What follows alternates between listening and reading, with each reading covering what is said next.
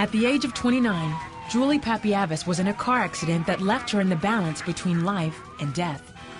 As she was driving away from a shopping mall, a teen driver ran a red light, plowing into her at 50 miles an hour. The impact jarred her head and neck, severely injuring her brainstem. Her body instantly began dying. Within minutes, the fire department arrived and pulled her from the wreckage.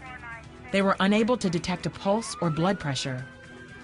They took her to Loyola University Medical Center, unconscious and unresponsive.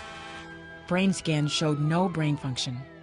The brainstem is really the vital center of where we breathe, it controls our heart. It's sort of our center of life. You cannot exist without a brainstem.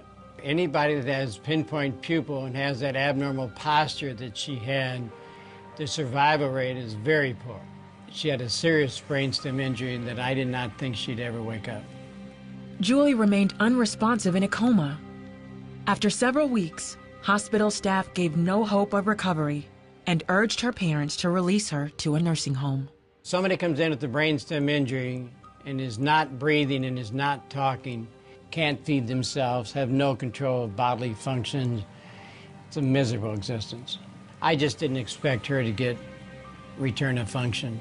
Her parents refused to give up hope. They and their church family prayed for a miracle. To the astonishment of her doctors, 6 weeks after the accident, Julie woke up. Like all of us woke up this morning, I just woke up. I mean, literally just woke up. Physically, I couldn't do anything. I couldn't even swallow. You know, my left eye wasn't open. I couldn't hear out of my left ear. I was in diapers. I was fed through a G-tube. I was drooling out of my mouth. And, you know, I was paralyzed on my left side. Despite all those physical limitations, Julie had an undeniable hope. I never felt as if I was alone. I always felt the Lord's presence in my whole walk through my recovery, and from the minute I woke up, He was always there with me, and I felt that because of the experience I had. While in the coma, Julie had been given a glimpse of heaven. It was so vast, and there was no real beginning or end to it. It was just perfect peace. I knew that I was there in that place because I was dead. I knew that, and I was not afraid. I was not afraid to be there. I was happy to be there. It was like I was home, and I wanted to stay there. She remembers her deceased grandmother suddenly standing with her. My grandmother said, "No, you can't go with us. You have to go back." And I said, "I can't go back. I'm not physically okay." And I was pointing to my left side that was paralyzed. And she said, "Your body will heal." And I felt right then that somebody had just come put a warm blanket around me and their arms around me. And I knew right then that I was in the presence of our Lord. I felt it, I knew it. And then she said, "Go back and be happy." And then the next memory I had was waking up in the rehab hospital. Julie was alive, but her road to recovery was difficult, both physically and mentally. I kept thinking and saying, "God, why did you not let me stay there? Why did you bring me back to this body that it doesn't work? And I have to struggle so hard to do everything, to wake up in a body like that, like I did, that was so incredibly disabled." I don't know how I would have ever gotten past it if I did not have the story of hope that He had shared with me, the experience of hope that He had shared with me, with my grandmothers. After 2 months of physical therapy, feeling and movement slowly returned to her left side. Her progress was nothing short of miraculous. With the type of injury Julie had, she had a 4% chance of surviving.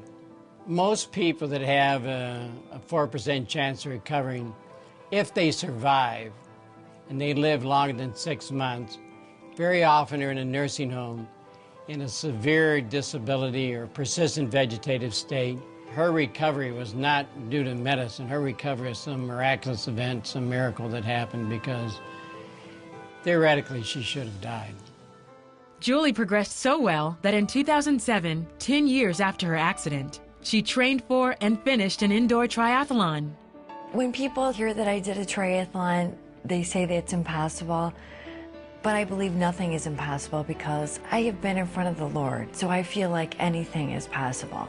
Today, Julie shares a message of hope and purpose with others who have suffered similar injuries.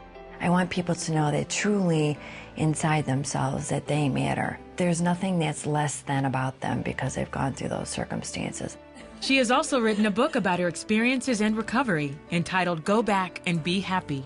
I have more purpose here on earth to fulfill, and I take that very seriously. The Lord is with me, which I knew, but it makes it so much clearer. He has been with me through all of it, and that He truly has an intention, a good intention for my life.